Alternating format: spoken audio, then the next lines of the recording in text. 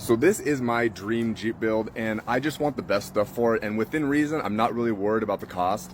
I've built quite a few Jeeps now. I've built my original Jeep, I built my wife's Jeep, I helped my brother build his Gladiator, I helped my other friend build his JL, and so I've experienced a bunch of different lift kits, and I've gotten to see how they all work, and I really like the Metal Cloak stuff. So you can see I went with the Metal Cloak long arm kit. These are super long. I think they were 38 inches on the lowers, which is super long. These are a bolt-on kit, which honestly to me is not necessarily a plus or a minus. I can weld, I'd be happy to weld it on. In fact, if I leave these on and I end up really liking them, I might go ahead and just weld them anyways. So the shocks I went with are the Bilstein 8100 bypasses. I really like Bilstein stuff. On my other Jeep, I have the 5160s, and for the price, I was so impressed with how much attention and detail they had, the fitment, just little routing and things like that. So I decided for this one, I was gonna go with their big boys, the 8100 bypass.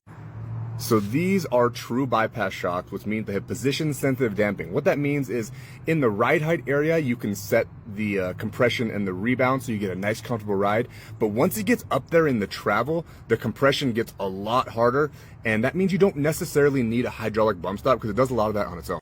So this is just stage one of the build. I am gonna start building some 1-ton axles. I'm probably gonna do a 14 bolt in the rear and an F250 Super Duty axle in the front with some Artec trusses so they should bolt right on. But that's gonna be stage two.